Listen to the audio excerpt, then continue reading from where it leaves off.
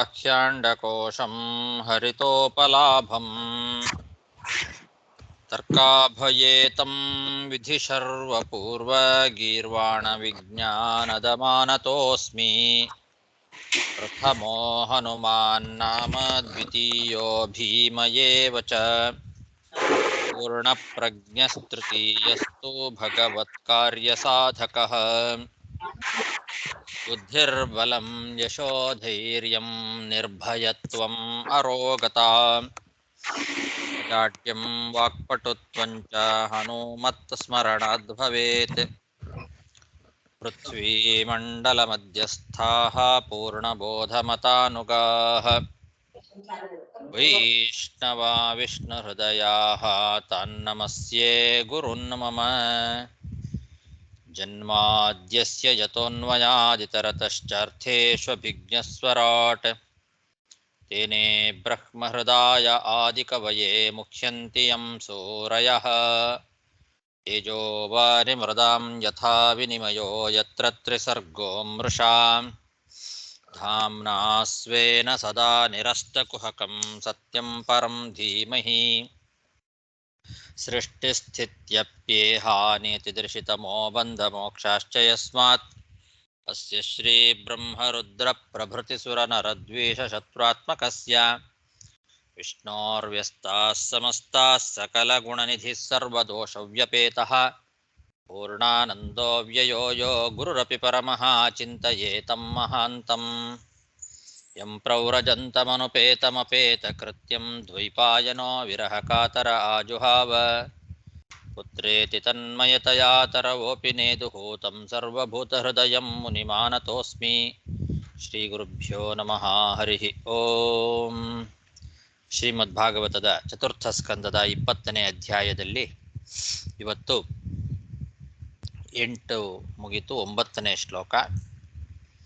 ಯಯೇವಂ ಸಂತಮಾತ್ಮಾನಂ ಆತ್ಮಸ್ಥಂ ವೇದ ಪೂರುಷಃ ನಾಜ್ಯತೆ ಪ್ರಕೃತಿಸ್ಥೋಪಿ ತದ್ಗುಣೈಃ ಸಮವಸ್ಥಿತಃ.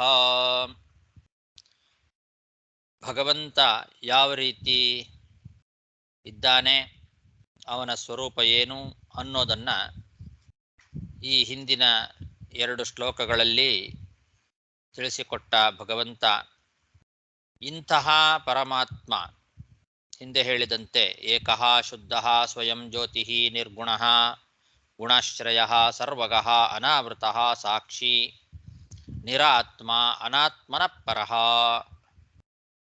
ಅಂತನ್ನೋ ರೀತಿಯಲ್ಲಿ ಭಗವಂತನನ್ನ ಯಾರು ಚೆನ್ನಾಗಿ ತಿಳ್ಕೊಳ್ತಾನೋ ಅವನು ಈ ದೇಹದ ಒಳಗೆ ಇದ್ದರೂ ಕೂಡ, ಈ ದೇಹ ಪ್ರಕೃತಿಯ ಪರಿಣಾಮ, ಪ್ರಕೃತಿಯ ಪರಿಣಾಮ ರೂಪವಾದಂತಹ ಈ ದೇಹದ ಒಳಗೆ ಇದ್ದರೂ ಕೂಡ ಆ ಪ್ರಕೃತಿಯ ಗುಣಗಳ ಲೇಪ ಅವನಿಗೆ ಆಗೋದಿಲ್ಲ ಅಂತ ಹೇಳ್ತಾ ಇದ್ದಾನೆ ಭಗವಂತ. ಪ್ರಕೃತಿಯ ಪರಿಣಾಮ ಈ ದೇಹ, ಆ ಪ್ರಕೃತಿಯ ಗುಣಗಳು ಸತ್ವರಜಸ್ತಮೋ ಗುಣಗಳು, ಆ ಸತ್ವರಜಸ್ತಮೋ ಗುಣಗಳ ಸುಖ ದುಃಖಗಳ ಲೇಪ ಆ ರೀತಿಯಾದ ಒಬ್ಬ ವ್ಯಕ್ತಿಗೆ, ಜ್ಞಾನಿಯಾದಂಥವನಿಗೆ ಇರೋದಿಲ್ಲ. ಪರಮಾತ್ಮ ತನ್ನೊಳಗೆ ಇದ್ದಾನೆ, ಇಂತಹ ಪರಮಾತ್ಮ ತನ್ನೊಳಗೆ ಇದ್ದಾನೆ ಅಂತ ಅವನು ತಿಳ್ಕೊಂಡು ಈ ದೇಹದ ಮೇಲೆ ಅಭಿಮಾನವನ್ನು ತ್ಯಾಗ ಮಾಡಿರ್ತಾನೆ ಆ ಜ್ಞಾನಿ. ಆದ್ದರಿಂದ ಅಂಥವರಿಗೆ ಈ ದೇಹದ ಒಳಗೆ ಇದ್ದರೂ ಕೂಡ, ಪ್ರಕೃತಿಯ ಪರಿಣಾಮವಾದ ದೇಹದ ಒಳಗೆ ಇದ್ದರೂ ಕೂಡ, ಪ್ರಕೃತಿ ಸ್ಥೋಪಿ ಅಂದ್ರೆ ಹಾಗರ್ಥ, ಪ್ರಕೃತಿ ಪರಿಣಾಮವಾದ ದೇಹದೊಳಗೆ ಇದ್ದರೂ ಕೂಡ ಅವನು ಆ ಪ್ರಕೃತಿಯ ಗುಣಗಳಾದ ಸುಖ ದುಃಖಗಳನ್ನು ಅವನು ಪಡೆಯೋದಿಲ್ಲ.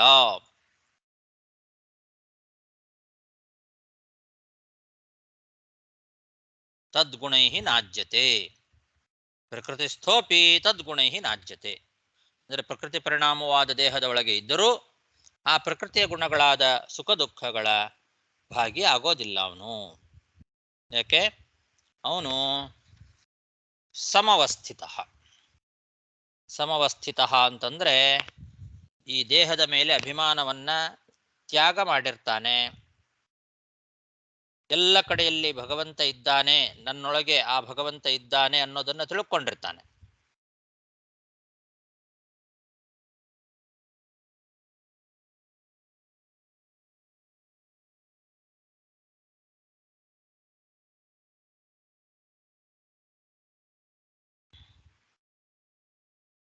ಯಯೇವಂ ಸಂತಮಾತ್ಮಾನಂ ಆತ್ಮಸ್ಥಂ ವೇದ ಪೂರುಷಃ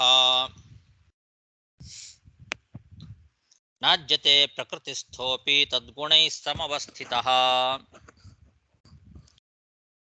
ಯಸ್ವಧರ್ಮೇಣ ಮಾಂ ನಿತ್ಯಂ ನಿರಾಶೀ ಶ್ರದ್ಧಯಾನ್ವಿತಃ ಭಜತೆ ಶನಕೈಸ್ತಸ್ಯ ಮನೋರಾಜನ್ ಪ್ರಸೀದತಿ. ಭಗವಂತ ತನ್ನ ಮಾತನ್ನ ಮುಂದುವರಿಸ್ತಾ ಮತ್ತೆ ಹೇಳ್ತಾ ಇದ್ದಾನೆ ಈ ಪೃಥು ಮಹಾರಾಜನಿಗೆ, ಯಾರು ಫಲದ ಆಸೆಯನ್ನ ಬಿಟ್ಟು ತನ್ನ ವರ್ಣಾಶ್ರಮ ಧರ್ಮದಿಂದ ಸದಾ ಶ್ರದ್ಧೆಯಿಂದ ನನ್ನನ್ನು ಆರಾಧನೆ ಮಾಡ್ತಾನೋ ಅವನ ಮನಸ್ಸು ನಿಧಾನವಾಗಿ ದೇಹಾಭಿಮಾನವನ್ನ ತೊರೆದು ನಿರ್ಮಲವಾಗ್ತದೆ ಅಂತ. ಯಹ ಸ್ವಧರ್ಮೇಣ ಅಂತ. ಸ್ವಧರ್ಮ ಅಂತಂದ್ರೆ ಅವರವರ ವರ್ಣಾಶ್ರಮ ಧರ್ಮ.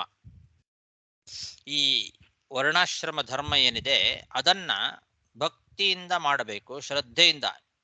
ನಿರಾಶೀಹಿ ಅಂತ. ನಿರಾಶೀಹಿ ಅಂತಂದ್ರೆ ಫಲದ ಆಸೆಯನ್ನ ಇಟ್ಕೊಳ್ಬಾರ್ದು. ಇದೇ ಮಾತನ್ನ ಭಗವದ್ಗೀತೆಯಲ್ಲೂ ಕೂಡ ಕೃಷ್ಣ ಹೇಳಿದ್ದು. ನಿರಾಶೀಹಿ ನಿರ್ಮಮೋ ಭೂತ್ವ ಯುದ್ಧಸ್ವ ವಿಗತ ಜ್ವರ ಅಂತ ಅಲ್ಲಿ ಹೇಳ್ದ. ಆಸೆ, ಫಲದ ಆಸೆ ಇಟ್ಕೊಳ್ಬೇಡ. ನಿನ್ನ ವರ್ಣಾಶ್ರಮ ಧರ್ಮ ಏನಿದೆ ಅದನ್ನ ಶ್ರದ್ಧೆಯಿಂದ ಮಾಡು. ಶ್ರದ್ಧೆಯಿಂದ ಆ ವರ್ಣಾಶ್ರಮ ಧರ್ಮದಿಂದ ನನ್ನನ್ನ ಆರಾಧನೆ ಮಾಡು ಅಂತ. ಅಂದ್ರೆ ನನ್ನ ಪೂಜಾ ರೂಪವಾಗಿ ಮಾಡು ಅಂತ ಅರ್ಥ. ನೀನು ಮಾಡುವ ವರ್ಣಾಶ್ರಮ ಧರ್ಮ ಏನಿದೆ ಅದು ನನ್ನ ಪೂಜೆ. ಆದ್ರಿಂದ ಮಾಂ ನಿತ್ಯಂ ಅಂತ ಹೇಳ್ತಾ ಇದ್ದಾನೆ. ಸ್ವಧರ್ಮೇಣ ಮಾಂ, ನಿನ್ನ ಧರ್ಮದಿಂದ ನನ್ನನ್ನ ಆರಾಧನೆ ಮಾಡಬೇಕು. ಅದು ಹೇಗೆ? ಶ್ರದ್ಧೆಯ. ನಿರಾಶೀಹಿ ನಿತ್ಯಂ, ಯಾವತ್ತೋ ಒಂದು ದಿವಸ ಮಾಡೋದಲ್ಲ, ನಿತ್ಯಂ.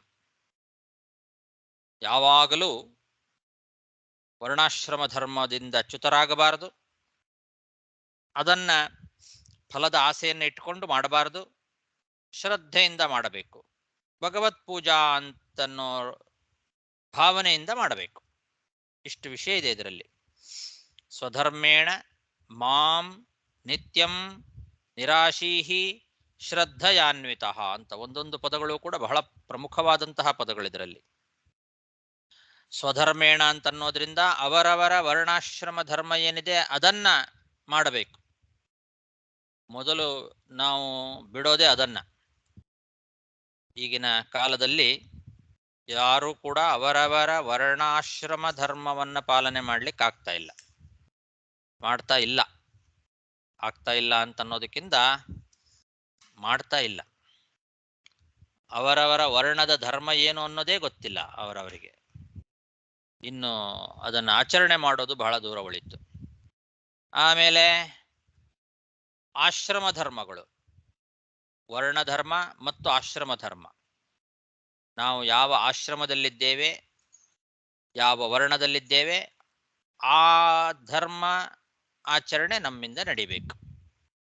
ಇದು ಯಾವತ್ತೋ ಒಂದು ದಿವಸ ಅಲ್ಲ, ಇದು ಪ್ರತಿ ದಿವಸ ನಡೀಬೇಕು, ನಿತ್ಯಂ. ಯಾವಾಗಲೂ ನಮ್ಮ ವರ್ಣಾಶ್ರಮ ಧರ್ಮದಲ್ಲೇ ನಾವು ಇರಬೇಕು. ಬ್ರಾಹ್ಮಣ್ಯ, ನಾವು ಬ್ರಾಹ್ಮಣರಾಗಿ ಹುಟ್ಟಿದ್ದೇವೆ ಅಂದರೆ ನಾವು ಬ್ರಾಹ್ಮಣ ಧರ್ಮವನ್ನೇ ಆಚರಣೆ ಮಾಡಬೇಕು. ಬ್ರಾಹ್ಮಣ ಧರ್ಮ ಅನ್ನೋದನ್ನು ಏನು ಅಂತ ಮೊದಲು ತಿಳ್ಕೊಳ್ಬೇಕು. ಬರೇ ಬ್ರಾಹ್ಮಣ ಧರ್ಮ ಅಷ್ಟೇ ಅಲ್ಲ, ಅದು ವರ್ಣ ಧರ್ಮ ಆಯಿತು. ಆಶ್ರಮ ಧರ್ಮ, ನಾವು ಯಾವ ಆಶ್ರಮ, ಬ್ರಹ್ಮಚಾರಿಯೋ, ಗೃಹಸ್ಥನೋ, ವಾನಪ್ರಸ್ಥನೋ ಅಥವಾ ಸನ್ಯಾಸಿಯೋ, 4 ಆಶ್ರಮಗಳಿದ್ದಾವೆ. ಆ 4 ಆಶ್ರಮದ ಜನಗಳು ಆಯಾಯ ಆಶ್ರಮ ಧರ್ಮಗಳನ್ನೇ ಆಚರಣೆ ಮಾಡಬೇಕು ನಿತ್ಯಂ. ಹೀಗೆ ಸ್ವಧರ್ಮೇಣ ಅಂತಂದ್ರೆ ತಮ್ಮ ತಮ್ಮ ವರ್ಣಾಶ್ರಮ ಧರ್ಮದಿಂದ, ಧರ್ಮೇಣ ಧರ್ಮವನ್ನಾಚರಣೆ ಮಾಡೋದೇ ಅಲ್ಲ ಪ್ರಧಾನ ಅಲ್ಲ, ಸ್ವಧರ್ಮೇಣ ತನ್ನ ವರ್ಣಾಶ್ರಮ ಧರ್ಮದಿಂದ ಮಾಂ ಭಜತೆ ಅಂತ ಹೇಳ್ತಾ ಇದ್ದಾನೆ. ನನ್ನನ್ನು ಆರಾಧನೆ ಮಾಡು ಅಂತ ಭಗವಂತ ಹೇಳ್ತಾ ಇದ್ದಾನೆ. ಭಗವಂತನ ಆರಾಧನೆ ಅಂತ ಮಾಡಬೇಕು. ನಾವು ಮಾಡುವ ವರ್ಣಾಶ್ರಮ ಧರ್ಮನೂ ಕೂಡ ಇದು ಭಗವಂತನ ಆರಾಧನೆ ಅಂತಲೇ ಮಾಡಬೇಕು. ಅರ್ಜುನನಿಗೆ ನೀನು ಯುದ್ಧ ನಿನ್ನ ವರ್ಣಧರ್ಮ, ಅದನ್ನ ನನ್ನ ಪೂಜಾ ರೂಪವಾಗಿ ಮಾಡು ನೀನು ಅಂತಾನೆ ಹೇಳ್ದ ಕೃಷ್ಣ. ಮಾಂ ಭಜತ, ನನ್ನನ್ನ ಭಜನೆ ಮಾಡು, ಯುದ್ಧ ರೂಪದಲ್ಲಿ ನನ್ನನ್ನ ಭಜನೆ ಮಾಡು ಅಂತ. ಅಂದ್ರೆ ಆ ಯುದ್ಧವೂ ಕೂಡ ಒಂದು ಭಗವಂತನ ಪೂಜೆ. ಅರ್ಜುನ ಮಾಡಿದ ಆ ಧರ್ಮ ಯುದ್ಧ ಅದು ಭಗವಂತನ ಪೂಜೆ. ಭಗವಂತನ ಪೂಜೆ ಮಾಡೋದು ಅಂತಂದ್ರೆ ಬರೀ ಶಾಲಿಗ್ರಾಮಗಳನ್ನ ತೆಗೆದುಕೊಂಡು ಮುಂದಿಟ್ಟುಕೊಂಡು ಅಭಿಷೇಕ ಮೊದಲಾದವುಗಳು ಅದೇ ಪೂಜೆ ಅಲ್ಲ. ಸ್ವಧರ್ಮೇಣ ಮಾಂ ಭಜಸ್ವ ಅಂತ ಹೇಳ್ತಾನೆ. ನಿಮ್ಮ ನಿಮ್ಮ ವರ್ಣಾಶ್ರಮ ಧರ್ಮದಿಂದ ನನ್ನನ್ನು ಪೂಜೆ ಮಾಡ್ರಿ ಅಂತ. ಅದು ಭಗವಂತನ ಪೂಜೆ. ನಮ್ಮ ನಮ್ಮ ವರ್ಣಾಶ್ರಮ ಧರ್ಮವನ್ನು ನಾವು ಅನುಸರಣೆ ಮಾಡೋದೇ ಒಂದು ಭಗವಂತನ ಪೂಜೆ. ಇದನ್ನ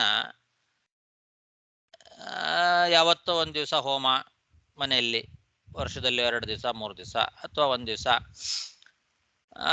ಹೋಮ ಪೂಜೆ ಬ್ರಾಹ್ಮಣಾರಾಧನೆ ಅಂತೆಲ್ಲ ಇಟ್ಕೊಂಡು ಮಾಡ್ತೇವೆ.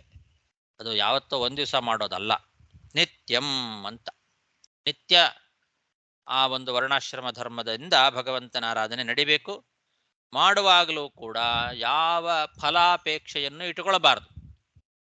ನಿರಾಶೀಹಿ ಅಂತನ್ನೋ ಪದ ಹೇಳ್ತಾ ಇದೆ ಅದನ್ನು. ನಿರಾಶೀಹಿ ಅಂತಂದ್ರೆ ಫಲದ ಅಪೇಕ್ಷೆಯನ್ನ ಇಟ್ಟುಕೊಳ್ಳಬಾರದು. ಫಲಾಫಲಗಳ ಬಗ್ಗೆ ನನಗೆ ಬಿಟ್ಟು ಬಿಡು, ಅದರ ಬಗ್ಗೆ ನೀನು ವಿಚಾರ ಮಾಡಬೇಡ ಅಂತಾನೆ ಭಗವಂತ.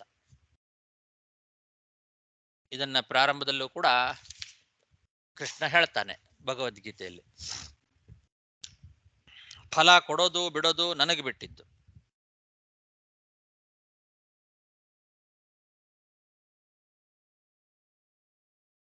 ಕರ್ಮ ಮಾಡೋದು ಮಾತ್ರ ನಿನ್ನ ಕರ್ತವ್ಯ.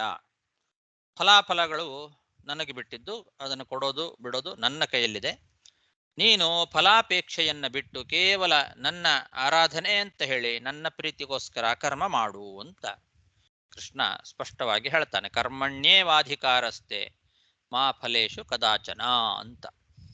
ಅದರ ಅಭಿಪ್ರಾಯನೇ ನಿರಾಶೀಹಿ. ಯಾವ ಫಲದ ಅಪೇಕ್ಷೆಯನ್ನು ಕೂಡ ಇಟ್ಟುಕೊಳ್ಳದೆ ಶ್ರದ್ಧೆಯಾನ್ವಿತ, ಶ್ರದ್ಧೆಯಿಂದ ಮಾಡಬೇಕೆ. ನಾವು ಹೇಳಿದ್ದಾರೆ ಬ್ರಾಹ್ಮಣ ಧರ್ಮ ಮಾಡಬೇಕಲ್ಲ, ಮಾಡಲಿಲ್ಲ ಅಂತಂದ್ರೆ ಪಾಪ ಬರ್ತದೆ ಅಂತ ಹೇಳಿದ್ದಾರೆ, ಅದಕ್ಕೋಸ್ಕರ ಮಾಡೋಣ ಅಂತ ಯಾರ್ದೋ ಒತ್ತಾಯಕ್ಕೋಸ್ಕರ ಮಾಡಬಾರ್ದು. ಕೊನೆಗೆ ಹಂಗಾದ್ರೂ ಮಾಡಬೇಕು ಅಂತ ಆಮೇಲೆ ಮುಂದೆ ಹೇಳ್ತಾರೆ. ಮೊದಲು ನಾವು ತಿಳ್ಕೊಳ್ಬೇಕು. ಮತ್ತೊಬ್ಬರ ಒತ್ತಾಯಕ್ಕಾದರೂ ಶಾಸ್ತ್ರ ಹೇಳ್ತಾ ಇದೆ, ಇಲ್ಲ ಅಂದ್ರೆ ಪಾಪ ಬರ್ತದೆ ಅಂತನ್ನೋ ಒತ್ತಾಯದಿಂದಲಾದರೂ ಮಾಡಬೇಕು. ಆಮೇಲೆ ಶ್ರದ್ಧೆಯಿಂದ ಮಾಡಬೇಕು. ಅದಕ್ಕೆ ಶ್ರದ್ಧೆಯಾನ್ವಿತ ಅಂತ. ಶ್ರದ್ಧೆಯಿಂದ ಮಾಡಬೇಕು ಈ ಕೆಲಸವನ್ನ. ಈ ರೀತಿ ಯೋ ಮಾಂ ಭಜತೆ, ಯಾರು ನನ್ನನ್ನ ಭಜನೆ ಮಾಡ್ತಾರೋ ಅವನ ಮನಸ್ಸು ಶನಕೈಹಿ, ನಿಧಾನವಾಗಿ ದೇಹಾಭಿಮಾನವನ್ನ ತೊರೆದು ಪ್ರಸೀದತಿ, ಪ್ರಸನ್ನವಾಗ್ತದೆ, ನಿರ್ಮಲವಾಗ್ತದೆ. ಯಸ್ವಧರ್ಮೇಣ ಮಾಂ ನಿತ್ಯಂ ನಿರಾಶೀ ಶ್ರದ್ಧಯಾನ್ವಿತಃ ಭಜತೆ ಶನಕೈಸ್ತಸ್ಯ ಮನೋರಾಜನ್ ಪ್ರಸೀದತಿ. ಪರಿತ್ಯಕ್ತ ಗುಣಃ ಸಮ್ಯಕ್ ದರ್ಶನೋ ವಿಶದಾಶಯಃ ಶಾಂತಿಂ ಮೇ ಸಮವಸ್ಥಾನಂ ಬ್ರಹ್ಮ ಕೈವಲ್ಯಮಶ್ನುತೆ. ಸರಿ, ಮನಸ್ಸು ನಿರ್ಮಲ ಆಗ್ತದೆ ಅಂತ ಹೇಳಿದ್ರಿ, ಮುಂದೇನು? ಮನಸ್ಸು ನಿರ್ಮಲ ಆದ್ರೆ ಅದರಿಂದ ಏನು ಪ್ರಯೋಜನ ಅಂತಂದ್ರೆ ಅದಕ್ಕಿಲ್ಲಿ ಉತ್ತರವನ್ನ ಈ ಶ್ಲೋಕದಲ್ಲಿ ಹೇಳ್ತಾ ಇದ್ದಾರೆ.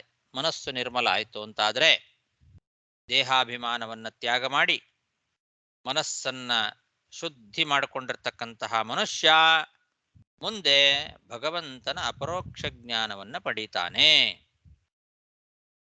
ಭಗವಂತನ ಅಪರೋಕ್ಷ ಜ್ಞಾನ, ಸಮ್ಯಕ್ ದರ್ಶನ. ಭಗವಂತನ ದರ್ಶನವಾಗ್ತದೆ. ಇದು ಅಪರೋಕ್ಷ ಜ್ಞಾನ ಅಂತ ಕರೆಸ್ಕೊಳ್ತದೆ.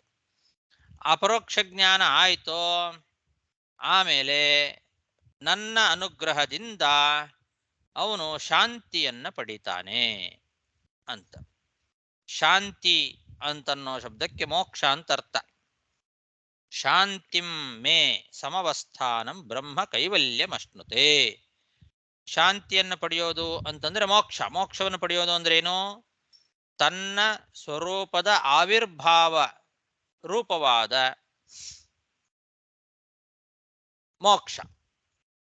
ಮೋಕ್ಷ ಅಂತಂದ್ರೆ ತನ್ನ ಸ್ವರೂಪದ ಆವಿರ್ಭಾವ. ಅವರವರ ಯೋಗ್ಯತಾ ಏನಿದೆ ಆ ಯೋಗ್ಯತಾನುಸಾರೇಣ ಪೂರ್ಣತ್ವವನ್ನು ಪಡೆಯೋದು. ಕೈವಲ್ಯಂ ಅಂದ್ರೆ ಹಾಗೆ ಕೇವಲ ಭಾವ. ಕೇವಲ ಭಾವ ಅಂದ್ರೆ ಪೂರ್ಣತ. ಪೂರ್ಣತ ತಮ್ಮ ತಮ್ಮ ಯೋಗ್ಯತಾನುಸಾರವಾದ ಪೂರ್ಣತ್ವವನ್ನು ಪಡೆಯೋದು. ಅದೇ ಕೈವಲ್ಯ ಅಂತ ಕರೆಸ್ಕೊಳ್ತದೆ.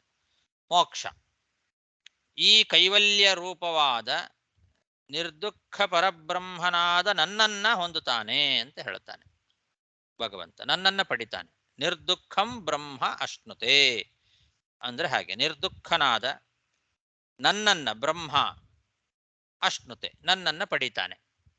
ನನ್ನನ್ನ ಪಡೆಯೋದು. ಇಲ್ಲಿಯೂ ಕೂಡ ಒಂದೊಂದು ಪದಗಳು ಕೂಡ ಬಹಳ ಪ್ರಧಾನವಾದಂತಹ ಪದಗಳಿದ್ದಾವೆ. ಭಗವಂತನ ಅಪರೋಕ್ಷ ಜ್ಞಾನ ಪಡೆದು ಯಾವ ರೀತಿ ಜೀವ ಮೋಕ್ಷವನ್ನು ಪಡಿತಾನೆ ಅಂತನ್ನೋದರ ಕ್ರಮವನ್ನ ಬಹಳ ಸುಂದರವಾಗಿ ವರ್ಣನೆ ಮಾಡ್ತಾ ಇದ್ದಾನೆ ಭಗವಂತ ಇಲ್ಲಿ.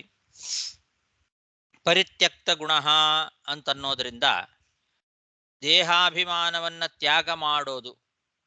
ಸತ್ವರಜಸ್ತಮೋ ಗುಣಗಳ ಲೇಪ ಇಲ್ಲದೇ ಇರುವಂತೆ, ಹಿಂದೆ ಹೇಳಿದ ಹಾಗೆ ಆ ಲೇಪ ಇಲ್ಲದೇ ಇರುವಂತೆ ದೇಹದ ಮೇಲಿನ ಅಭಿಮಾನವನ್ನ ತ್ಯಾಗ ಮಾಡಿ ಸಮ್ಯಕ್ ದರ್ಶನ, ಮನಸ್ಸನ್ನ ಶುದ್ಧಿ ಮಾಡಿಕೊಂಡ ನಂತರದಲ್ಲಿ ಆಗ್ತಕ್ಕಂಥದ್ದು ಸಮ್ಯಕ್ ದರ್ಶನ.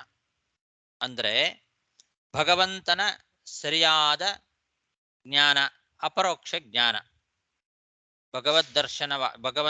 ಭಗವದ್ವಿಷಯಕವಾದ ದರ್ಶನ ಅಂತರ್ಥ. ಅಂದ್ರೆ ಭಗವಂತನ ಅಪರೋಕ್ಷ ಜ್ಞಾನಿ ಅಂತರ್ಥ. ಭಗವಂತನ ಅಪರೋಕ್ಷ ಜ್ಞಾನಿ ಆಗ್ತಾನೆ. ವಿಷದಾಶಯ ಅಂತಂದ್ರೆ ಶುದ್ಧವಾದ ಅಂತಃಕರಣವುಳ್ಳವನಾಗಿ ಅಂತ ಅರ್ಥ. ಹಿಂದೆ ಹೇಳಿದಂತೆ ಶುದ್ಧವಾದ ಅಂತಃಕರಣ, ಆ ಮನಸ್ಸನ್ನ ಶುದ್ಧ ಮಾಡಿಕೊಳ್ಳೋದು. ಶುದ್ಧವಾದ ಅಂತಃಕರಣವುಳ್ಳವನಾಗಿ ನನ್ನ ದರ್ಶನವನ್ನ ಪಡೀತಾನೆ. ಭಗವಂತನ ದರ್ಶನ ಆಯ್ತೋ ತಕ್ಷಣದಲ್ಲಿ ಮೋಕ್ಷ ಆಗೋದಿಲ್ಲ.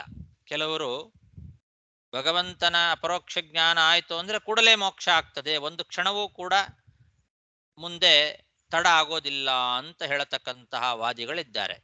ಹಾಗಲ್ಲ. ಅದನ್ನ ಇಲ್ಲಿ ಭಗವಂತ ತಿಳಿಸ್ತಾ ಇದ್ದಾನೆ. ಸಮ್ಯಕ್ ದರ್ಶನ ಅದಾದ ಮೇಲೆ ಮುಂದೆ ಭಗವಂತನ ಅನುಗ್ರಹ ಆಗಬೇಕು. ಅದು ಮತ್ತೊಂದು ರೀತಿಯಾದ ಅನುಗ್ರಹ. ಭಗವಂತನ ಅಪರೋಕ್ಷ ಜ್ಞಾನ ಆಗಲಿಕ್ಕೆ ಒಂದು ರೀತಿಯಾದ ಅನುಗ್ರಹ ಬೇಕು. ಅದಾದ ಮೇಲೂ ಕೂಡ, ಭಗವಂತನ ಅಪರೋಕ್ಷ ಜ್ಞಾನ ಆದ ಮೇಲೂ ಕೂಡ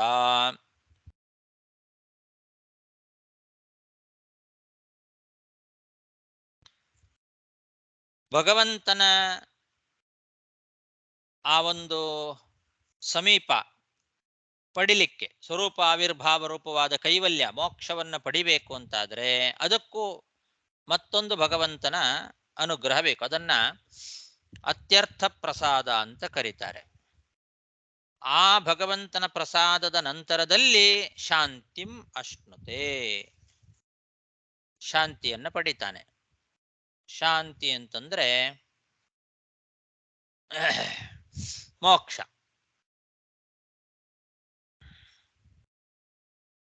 ಪೂರ್ತಿ ಭಗವಂತನಲ್ಲೇ ಮನಸ್ಸು ನಿಂತು ಬಿಡುತ್ತದೆ ಹೋಗಿ. ಬೇರೆ ಎಲ್ಲಿಯೂ ಕೂಡ ಅವನ ಮನಸ್ಸು ನಿಲ್ಲೋದಿಲ್ಲ. ಪೂರ್ಣವಾಗಿ ಭಗವಂತನನ್ನೇ ಧ್ಯಾನ ಮಾಡ್ತಾನೆ.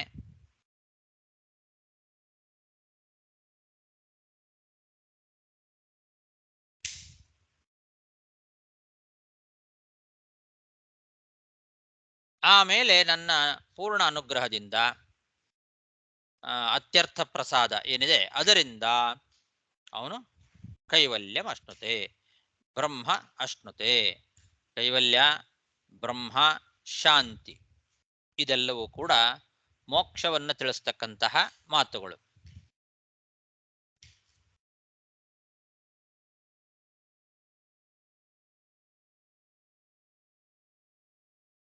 ನಿರ್ದುಃಖ ಬ್ರಹ್ಮ ಸ್ವರೂಪವನ್ನ ಪಡಿತಾನೆ. ನಿರ್ದುಃಖನಾದಂತಹ ಬ್ರಹ್ಮ ಸ್ವರೂಪವನ್ನ ಅವನು ಪಡಿತಾನೆ ಅಂತ ಅರ್ಥ. ಹೀಗೆ ಮೋಕ್ಷ ಆಗುವ ಕ್ರಮ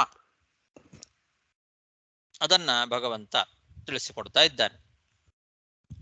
ಪರಿತ್ಯಕ್ತ ಗುಣ ಸಮ್ಯಕ್ ದರ್ಶನೋ ವಿಶದಾಶಯ ಶಾಂತಿಮ್ಮೆ ಸಮವಸ್ಥಾನಂ ಬ್ರಹ್ಮ ಕೈವಲ್ಯಮಶ್ನುತೆ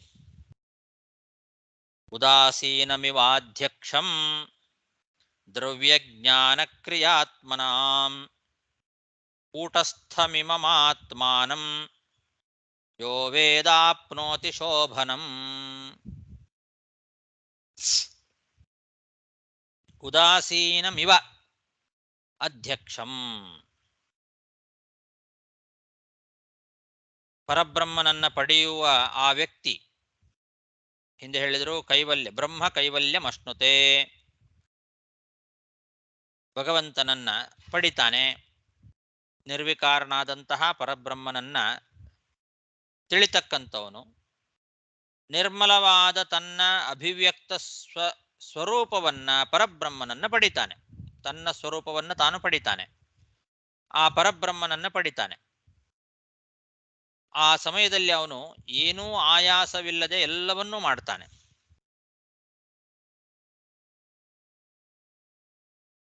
ಭಗವಂತ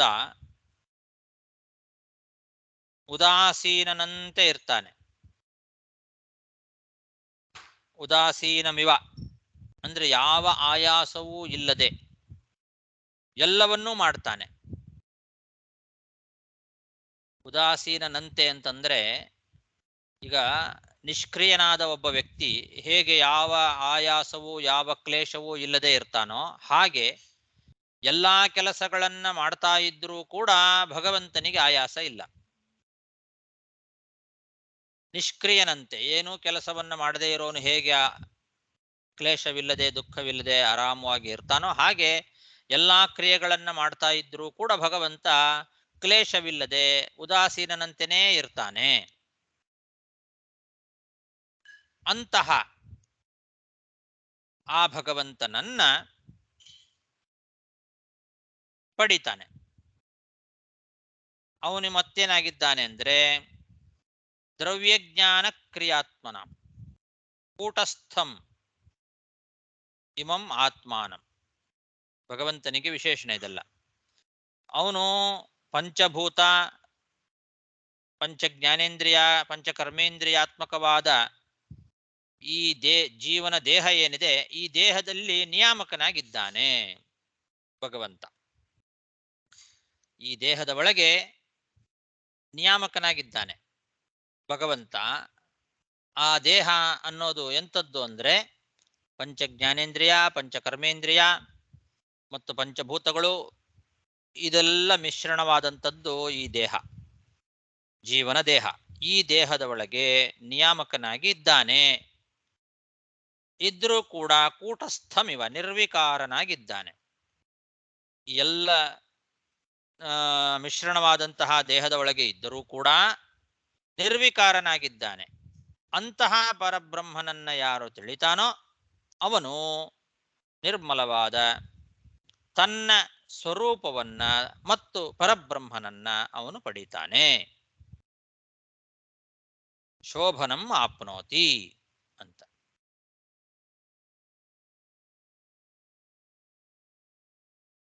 ಇಲ್ಲಿ ಉದಾಸೀನಮಿವ ಅಂತ ಒಂದು ಪದ ಇದೆ ಅಲ್ಲ, ಇದಕ್ಕೆ ಮೇಲ್ನೋಟಕ್ಕೆ ಈ ರೀತಿ ಅರ್ಥ ಒಂದೇ ಸಲಿಗೆ ಗೊತ್ತಾಗೋದಿಲ್ಲ.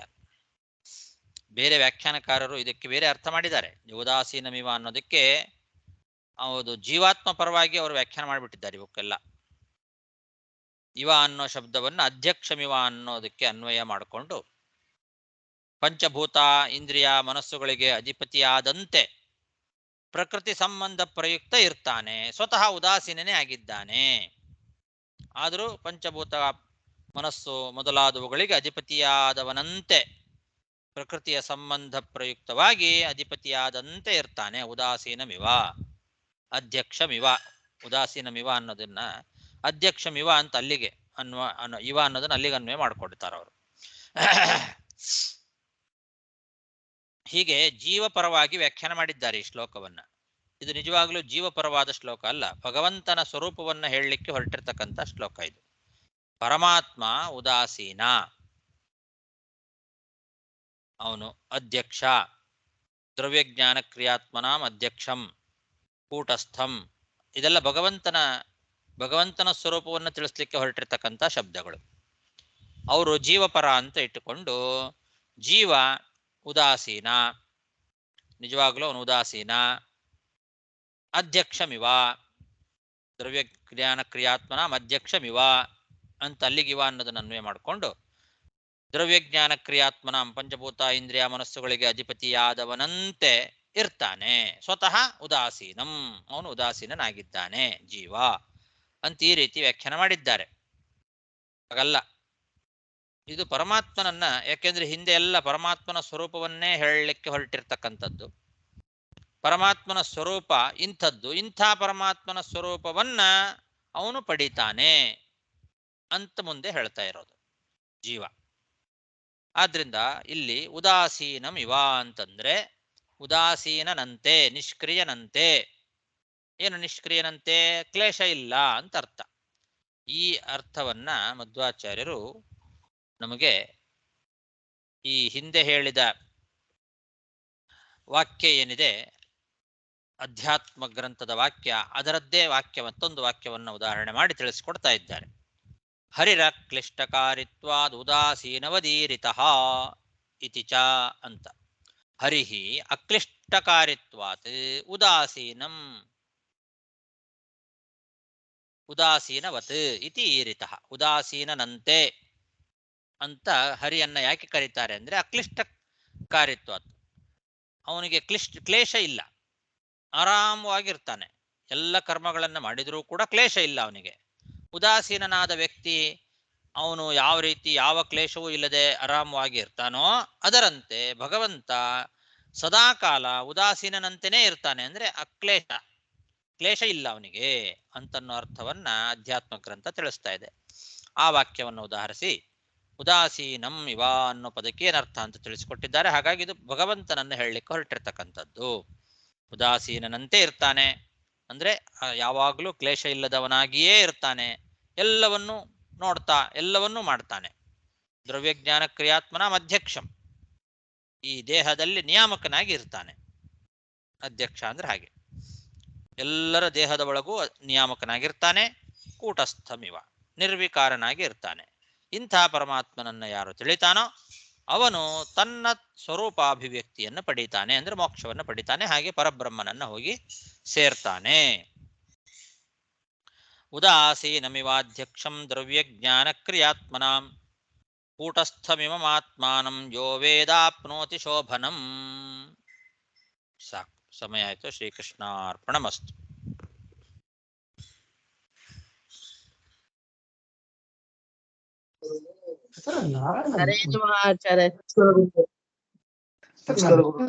ನಿನ್ನೆ ಶ್ಲೋಕ ನೋಡೋದಿಲ್ಲ.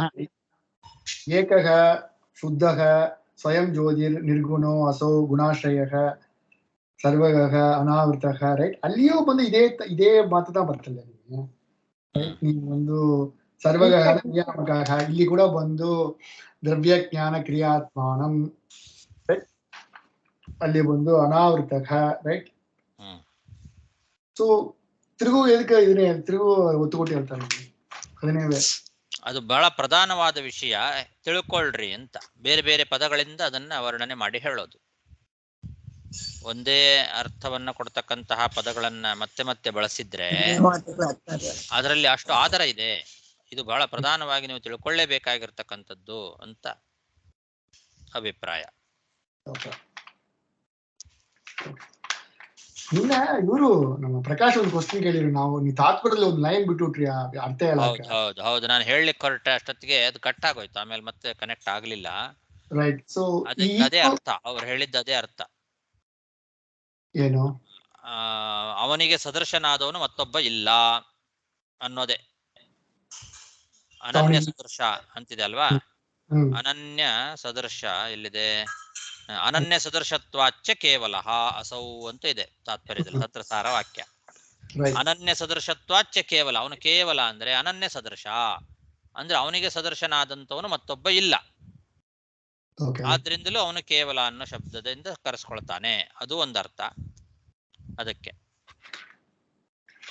ಈತ ನಾವು ಕೇವಲಾಂಬ ಪದಕ್ಕ ನಾವು ಹಾ. ಬಂದು ಏನ್ ಈತ ನಾವು ಕೇವಲಾಂಬ ಪದಕ್ಕ ಹಾ. ಸ್ವಸ್ಯ ಸ್ವಸ್ವ ಯೋಗ್ಯ ರೈಟ್ ಇವತ್ತು ಯೋಗ್ಯ ಕೈವಲ್ಯ, ಇವತ್ತು ಹೇಳಿದ್ದು ಕೈವಲ್ಯ, ಕೇವಲ ಅಲ್ಲ, ಕೈವಲ್ಯಂ ಅನ್ನೋ ಶಬ್ದ. ಅದೇ ಕೈವಲ್ಯನ ಹಾಕಿದ್ದಾನೆ. ಇದ್ರಲ್ಲಿ ನೋಡಿರ, ಆ, ಇದ್ರಲ್ಲಿ ನೋಡಿರ, ಪದರತ್ನಾವಳಿ ನೋಡಿರ. ಆ, ಸೊ ಅದನ್ನ ಹಾಕಿದ್ದಾರ. ಅನ್ಯ ಸದೃಶತ್ವಾತ್ ಕೇವಲೋ ಅಸೋ ಹರಿಹಿ ಸ್ಮೃತಃ ಇತಿ ವಚನಾತ್ ಕೈವಲ್ಯಂ ನಾಮಾನಿ ಅಸಾದೃಶ್ಯ ರಾಹಿತ್ವಂ ಧರ್ಮಮಿತ್ಯರ್ಥಃ ವಾ ಇತಿ ಏತತ್ ಯತ್ಯತ್ ಸ್ವಭಾವಃ ಕೈವಲ್ಯಮಿತಿ ವಾಕ್ಯಂ ಸೂಚಯತಿ.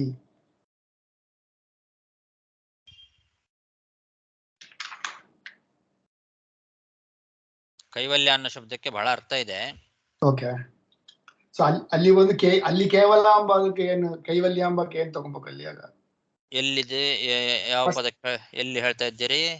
8ನೇ ಶ್ಲೋಕ. 8ನೇ ಶ್ಲೋಕ ರೈಟ್. ಅನನ್ಯ ಸದೃಶತ್ವಾಚ್ಯ ಕೇವಲ ಸೌಹರಿಸ್ಮೃತಃ ಅಂತ ವಚನ ಇರೋದ್ರಿಂದ ಕೈವಲ್ಯಂ ನಾಮ ಅನ್ಯ ಸಾದೃಶ್ಯ ರಾಹಿತ್ಯಂ ಧರ್ಮಂ ಇತ್ಯರ್ಥಃ. ಅವನಿಗೆ ಸದೃಶವಾದವನು ಮತ್ತೊಬ್ಬ ಇಲ್ಲ, ಕೇವಲ ಅವನು ಅಂದ್ರೆ ಅವನಿಗೆ ಸದೃಶವಾದದ್ದು ಮತ್ತೊಂದಿಲ್ಲ ಅಂತ ಅರ್ಥ. ಆಮೇಲೆ ತದ್ಯತ್ ಸ್ವಭಾವ ಕೈವಲ್ಯಂ ಅಂತನ್ನ ವಾಕ್ಯವನ್ನ ಸೂಚನೆ ಮಾಡ್ತದೆ ಅಂತ ಹೇಳ್ಕೊಂಡಿದ್ದಾರೆ. ನಿತ್ಯ ನಿರ್ದುಃಖತ್ವಂಚ ತಸ್ಯ ಧರ್ಮ, ಅವನ ಧರ್ಮ ಅಂದ್ರೆ ನಿತ್ಯ ನಿರ್ದುಃಖತ್ವ, ಅದೇ ಅವನ ಧರ್ಮ. ಹಾಗಾಗಿ ಇಲ್ಲಿ ಇವತ್ತಿನ ಶ್ಲೋಕದಲ್ಲಿ ಕೈವಲ್ಯಂ ನಿರ್ದುಃಖಂ ಬ್ರಹ್ಮ ಅಶ್ನುತೆ ಅಂತ ಅರ್ಥ ಮಾಡಿದರು. ಕೈವಲ್ಯಂ ಬ್ರಹ್ಮ ಅಶ್ನುತೆ ಅಂತ ಇವತ್ತಿನ ಪದದಲ್ಲಿ 11ನೇ ಶ್ಲೋಕದಲ್ಲಿ ಇದೆಲ್ಲ, ಅಲ್ಲಿ ಬ್ರಹ್ಮ ಕೈವಲ್ಯಂ ಬ್ರಹ್ಮ ಅಂದ್ರೆ ನಿರ್ದುಃಖಂ ಬ್ರಹ್ಮ ಅಂತ ಅರ್ಥ ಮಾಡಿದ್ದಾರೆ. ಕೈವಲ್ಯ ಅನ್ನೋ ಶಬ್ದಕ್ಕೆ ನಿರ್ದುಃಖ ಅಂತ. ಯಾಕೆಂದ್ರೆ ನಿರ್ದುಃಖ ಅನ್ನೋ ಶಬ್ದ ಕೈವಲ್ಯ ಅನ್ನೋ ಶಬ್ದದಿಂದ ನಿರ್ದುಃಖ ಅಂತ ಹೇಗೆ ಅರ್ಥ ಬಂತು ಅಂದ್ರೆ, ಅಲ್ಲಿ ತದ್ಯತ್ ಸ್ವಭಾವ ಕೈವಲ್ಯಂ ಅನ್ನೋ ಒಂದು ವಾಕ್ಯದ ಪ್ರಕಾರ ಅವನ ಸ್ವಭಾವ ಏನು ಅಂದ್ರೆ ನಿರ್ದುಃಖತ್ವ, ಆ ಧರ್ಮ ಉಳ್ಳವನು ಯಾರು? ಅವನು ಕೈವಲ್ಯ, ಆದ್ರಿಂದ ಅವನು ಕೈವಲ್ಯ ಅನ್ನೋ ಅರ್ಥವನ್ನು ಮಾಡಿದ್ದಾರೆ. ಹೌದು, ಅದನ್ ನಿರ್ದುಃಖತ್ವಂ. ಅಲ್ಲಿ 8ನೇ ಶ್ಲೋಕಕ್ಕೂ ಅದಕ್ಕೂ ಸಂಬಂಧ ಇಲ್ಲ. ಕೈವಲ್ಯ ಅಲ್ಲಿ ಕೊಟ್ಟಿರ ಇದು ಬಂದು ಅಲ್ಲಿ ಅರ್ಥ ಮಾಡ್ಕೊಡುದು. ಇಲ್ಲಿ 11ನೇ ಅಲ್ಲಿಗೂ ಬರ್ತದೆ. ಅಲ್ಲಿ ಏನ್ ಬರ್ತಾಗ ಒಂದು ಅರ್ಥ. ಹೌದು, ಅದು ಅರ್ಥ. ಕೈವಲ್ಯಂ ಅಂದ್ರೆ ಅವನಿಗೆ ಸಮಾನನಾದವನು ಮತ್ತೊಬ್ಬ ಇಲ್ಲ ಅನ್ನೋದು ಕೂಡ ಅರ್ಥ. ಕೈವಲ್ಯಂ ಅನ್ನೋ ಶಬ್ದಕ್ಕೆ ಎರಡೂ ಅರ್ಥ ಇದೆ ಅಂತ ಅರ್ಥ. ಆಮೇಲೆ ಸ್ವತಂತ್ರವಾಗಿ ಪ್ರವೃತ್ತಿ ಮಾಡ್ತಾನೆ. ಸುಷುಪ್ತಿಯಲ್ಲಿ ಜೀವ ಹೇಗಿರ್ತಾನೋ ಹಾಗೆ ಇವನು ಯಾವಾಗಲೂ ಇರ್ತಾನೆ. ಜಾಗೃತ ಅವಸ್ಥೆಯಲ್ಲಿಯೂ ಕೂಡ ಅವನು ಸುಷುಪ್ತಿಯಲ್ಲಿ ಇರುವಂತೆಯೇ ಇರ್ತಾನೆ.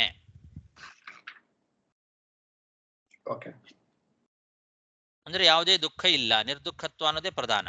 ಸುಷುಪ್ತಂ ಅನ್ನೋದ್ರೆ ಕೈವಲ್ಯ, ಅದು ಕೂಡ ಕೈವಲ್ಯ ಶಬ್ದದ ಅರ್ಥವೇ ಅಂತ ಬರೀತಾರೆ. ಸ್ವತಂತ್ರವಾಗಿ ಪ್ರವೃತ್ತಿ ಮಾಡ್ತಾನೆ ಇರ್ತಾನೆ, ಜಾಗೃತ ಅವಸ್ಥೆಯಲ್ಲಿಯೂ ಕೂಡ. ಆದರೂ ಸುಷುಪ್ತಿಯಲ್ಲಿದ್ದಂತೆ ಇರ್ತಾನೆ. ಅಂದ್ರೆ ಜೀವ ಸುಷುಪ್ತಿಯಲ್ಲಿದ್ದಾಗ ಹೇಗೆ ನಿರ್ದುಃಖವಾಗಿರ್ತಾನೋ ಹಾಗೆ ಇರ್ತಾನೆ ಅಂತ, ಇದು ಕೈವಲ್ಯ ಶಬ್ದದ ಅರ್ಥ. ಇನ್ನೊಂದು ಪ್ರಶ್ನೆ ಆಮೇಲೆ ಕೇಳ್ತಾನೆ, ಮತ್ತೆ ಪ್ರಶ್ನೆ ಇಲ್ಲ.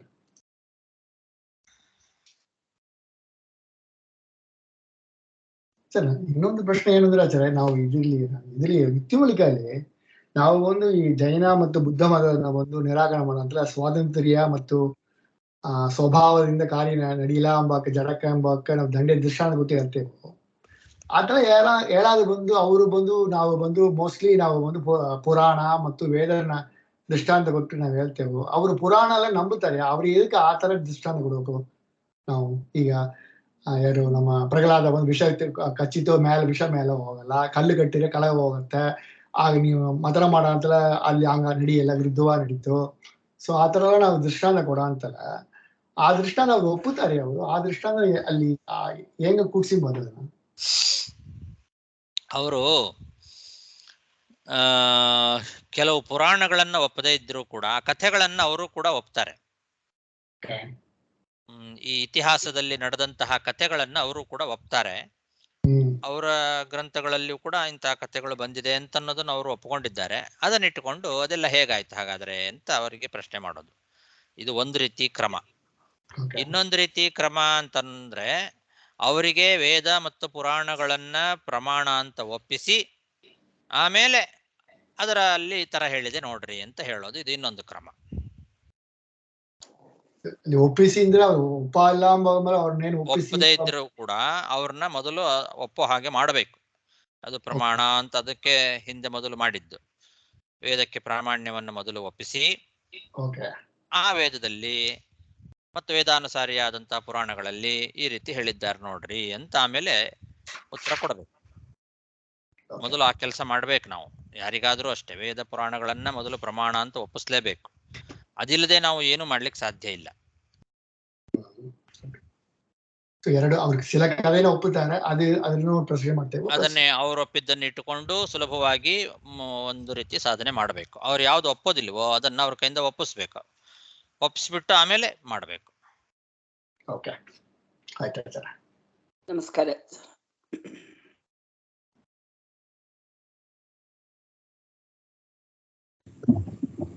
ಹರೇ ನಮಃ. ನಮಸ್ಕಾರ ಆಚಾರ್ಯ.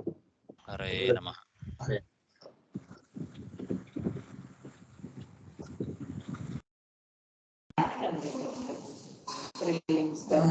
ನಮಸ್ಕಾರ ಆಚಾರ್ಯ. ಹರೇ ಶ್ರೀನಿವಾಸ.